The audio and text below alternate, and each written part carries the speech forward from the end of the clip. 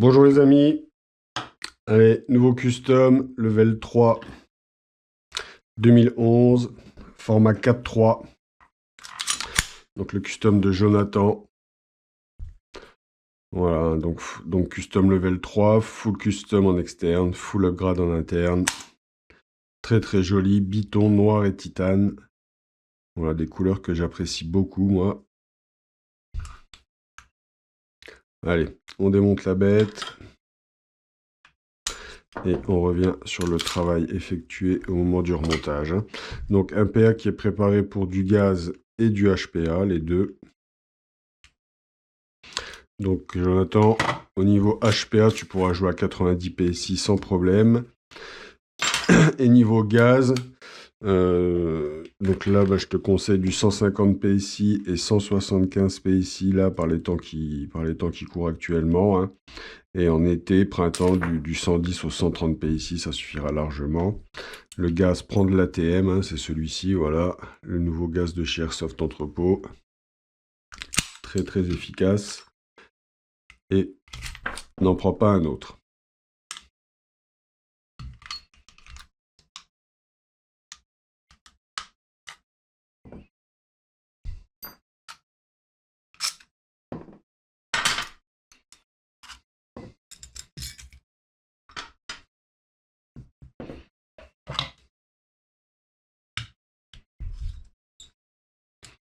Donc tu pourras lever, comme je t'ai dit, tu pourras lever de la 0,25 à la 0,32 sans souci. Il suffira juste d'ajuster le hop-up de ton bébé. En fin de vidéo, je te montrerai vite fait comment ça s'ajuste si tu sais pas le faire. Mais bon, dans les messages, tu m'as dit que ça, tu savais faire, il n'y a pas de souci. Le réglage d'un hop-up pour le client, c'est pas grand-chose. Il a juste une roulette à tourner et observer la trajectoire de sa bille. Et on tourne la molette jusqu'à ce que la trajectoire de la bille nous convienne. Qu'elle soit plongeante, levante ou droite.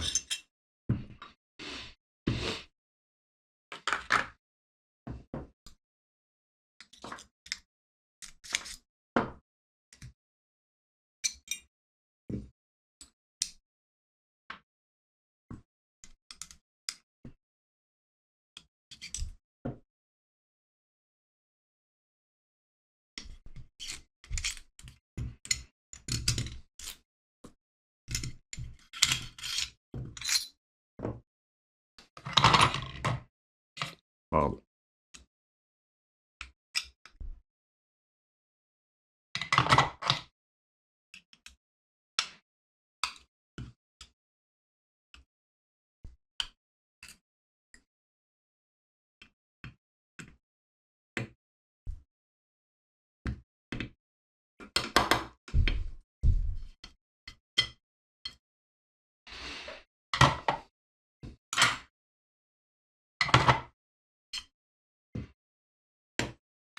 Voilà. Pardon.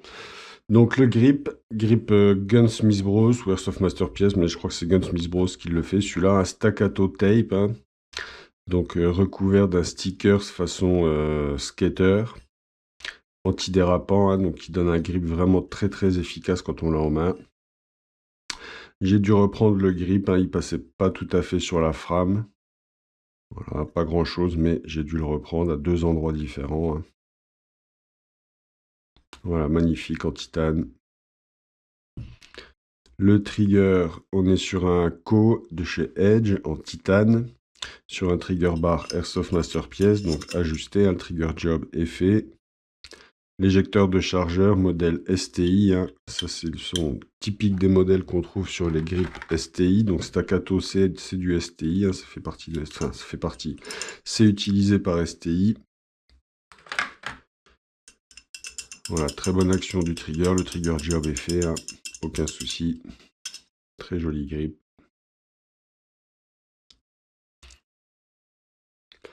La frame, on est sur une frame 4,3 pouces, donc une frame Advance de chez Dr Black. Deux rails pleins ici, rail tactique intégré, un noir magnifique. Le marteau, on est sur un Limcat en acier de chez Airsoft Masterpiece. Voilà, préparé également. Le verrou de percuteur, on est sur de l'inox. Le ressort du verrou de percuteur, il est renforcé.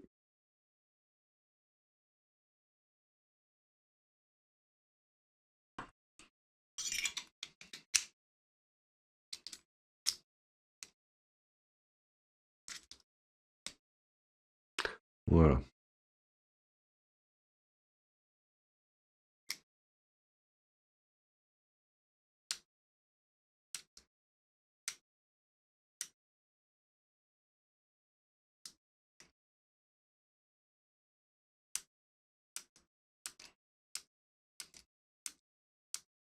Ça va.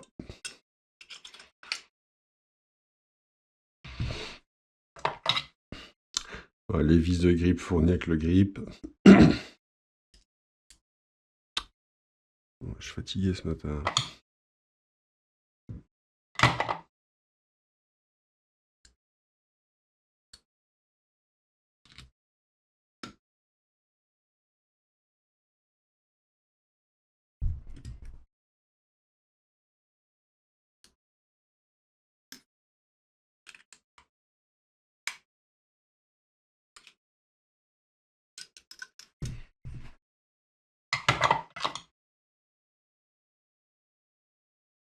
La vis de l'arcade de Pontet.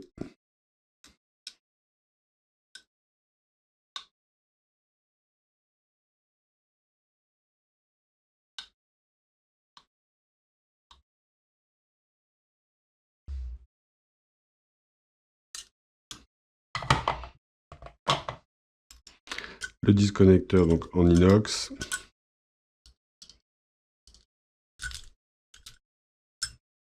Le Sear Spring Dr Black. Alors, on va mettre les pièces de contrôle en acier. On va leur mettre un petit peu d'huile armement. Voilà, ça reste de l'acier, ça peut piquer, hein. Donc, on pense régulièrement à les faire. Surtout que ce sont des pièces qui sont en contact direct avec la paume de la main, ça, donc avec la transpiration. Hein, la transpiration, ça fait oxyder les pièces. Hein. Voilà. Bon, je les avais déjà faites. Je leur mets un petit coup dessus.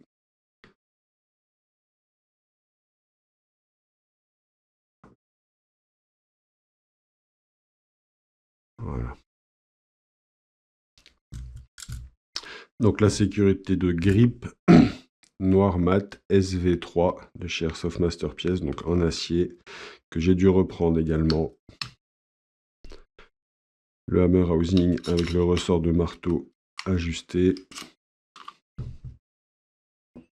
Le magwell fourni avec le grip, donc on est sur un magwell, hein, vous voyez ce que je vous disais, un siglé STI, modèle tactical.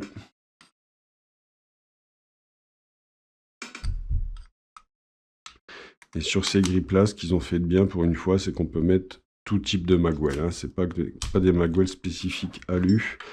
Ils ont fait la petite bavette ici au niveau du grip qui fait que ça accepte tous les magwells standards. Hein. Donc celui qui est fourni est très joli, il n'y a pas de raison de le changer.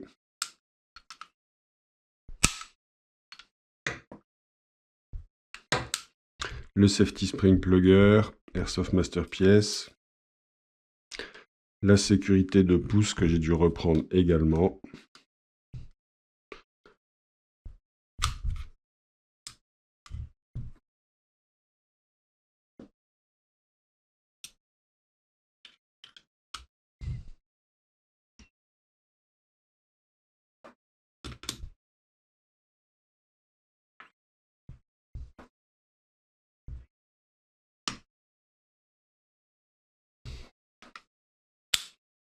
Voilà.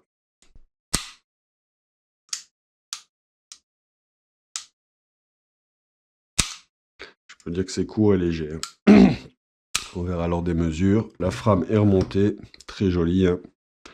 La culasse, on est sur une culasse donc 4.3, Lim 4. Voilà.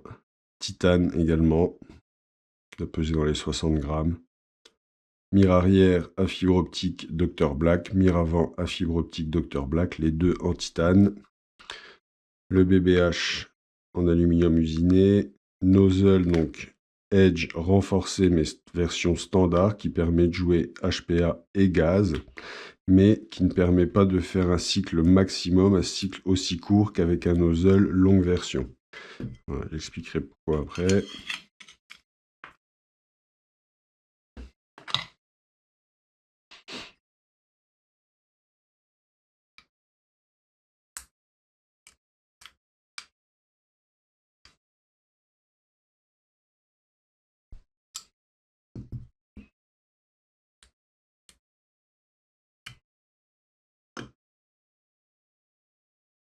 Voilà, la mire arrière est bien centrée. Alors les mires arrière Dr Black, pour les faire passer sur les culasses Airsoft Masterpiece Gunsmith Bros, ça nécessite d'être repris un petit peu. Donc j'ai également repris la mire. Donc sur un nozzle longue version, le nozzle va s'arrêter ici. D'accord? Un petit peu, à peu près. Donc ça va laisser ici un espace entre le moment où le nozzle chambre la bille et le moment où il revient, plus important que sur ce nozzle-là, version standard, qui peut s'étirer jusqu'au bout du piston. Et là, vous voyez bien que l'espace au niveau de la chambre, il est quasiment nul. Il n'y en a plus. Donc, on ne peut pas faire raccourcir le cycle de la culasse autant avec ces nozzles-là. Le canon externe, Spiral Storm, hein, de chez Dr Black, noir, alors qu'il est déjà un petit peu marqué. Hein, ça, on n'a pas le choix, hein, Jonathan, je te dis tout de suite, avant que tu me poses la question. Hein, c'est une zone de frottement inévitable. Pas de vis ici, 11 mm pour le traceur. Canon interne de 113 mm. Le bloc hop-up, on est sur un TTI. On a en silver, hein, magnifique. Et très efficace. Il est aussi efficace qu'il est joli. Tige guide de partie Dr Black, donc 4 buffers JLP.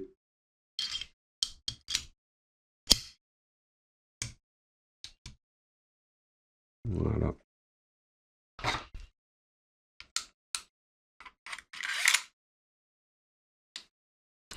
Et l'arrêtoire de culasse, donc Costa.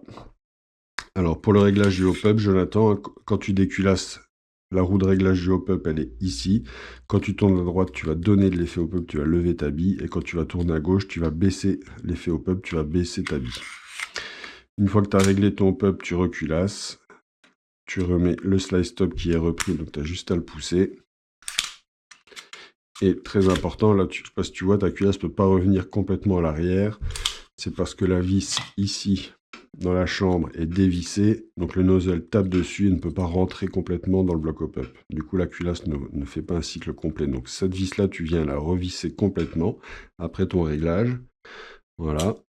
En la vissant complètement, tu vois que ta culasse ne peut pas aller jusqu'à l'avant. Hein, c'est parce que ça lève un petit peu le canon externe, le fait de la visser. Donc je vais la dévisser pour lâcher de la tension. Voilà. Là, ça revient bien. Et ta culasse est toujours bloquée sur la frame par le bloc hop-up. Donc le bloc hop-up est bien verrouillé. La culasse, du coup, a une bonne action. On est bon.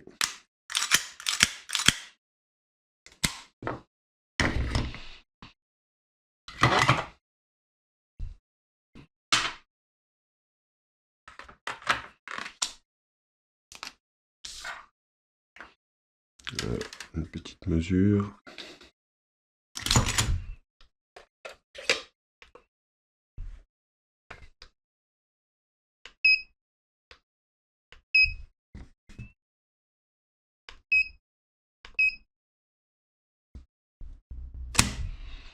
Là, on est sur 55 grammes.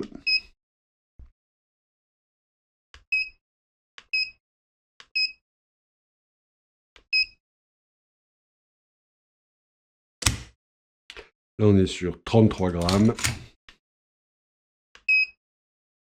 Donc,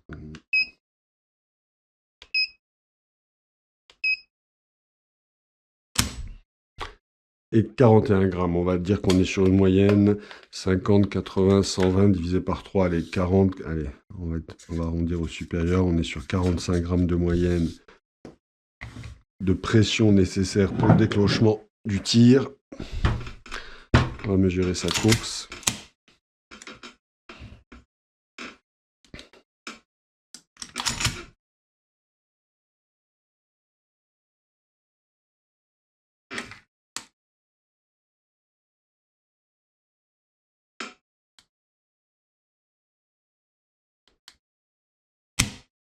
On est à... J'ai bougé. Et est-ce que vous voyez le PA, il bouge sur le socle. Donc si je suis pas bien calé, bah, ça bouge la mesure également du trigger. Tout le PA bouge, faut que je me cale bien. Il faut que je relâche ici, pardon.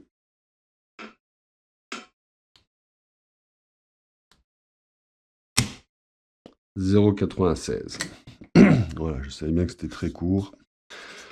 Donc je ne peux pas faire toujours les mêmes courses de trigger, hein. Ça va dépendre des matériaux utilisés, hein. Les meilleures courses de trigger que je peux faire, c'est souvent dans les grippes alu, hein. Mais ça dépend avec quel trigger ça va être jumelé aussi. Voilà, ça dépend du trigger utilisé et du grip utilisé et du marteau utilisé. Alors moi j'aime bien les marteaux Airsoft Masterpiece que je peux les retravailler, mais c'est vrai que les copeaux sur des custom Marui, c'est très très efficace. Voilà, le traceur. Donc, un chargeur gaz, hein, pour montrer que ça marche au gaz également, donc en bitraçante, en gaz 150 PSI. Là, dans l'atelier, il fait 17 degrés, hein, donc c'est quand même pas une température idéale pour jouer gaz. Et je suis au 150 PSI, donc de chez ATM. Voilà.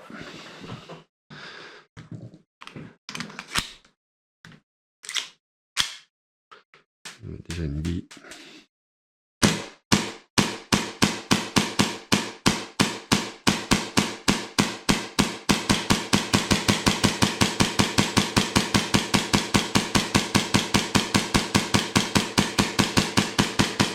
Voilà, ça tourne très bien, hein.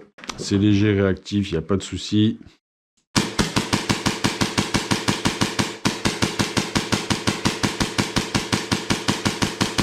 Il n'y a pas de misfeed, il n'y a pas de full. On peut tirer doucement.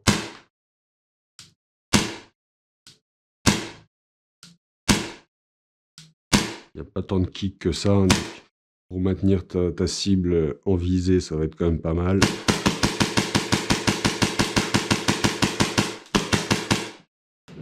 Voilà, le chargeur s'est vidé, hein. Ça tourne très très bien, Jonathan.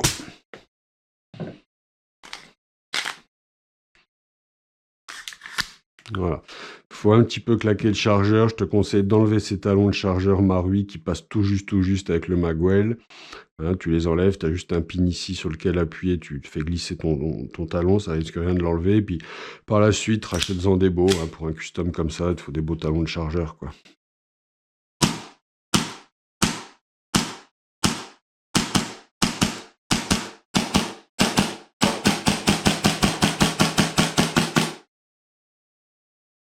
Voilà, tu vois, ça coince un peu dans le magwell. Le chargeur se vide, il n'y a aucun souci. Je te dis, par 17 degrés, tu vois, tu as une autonomie de sur un chargeur. Sachant qu'on tire quand même vachement vite, là. Donc, plus tu tires vite, plus tu lui en demandes, plus il consomme.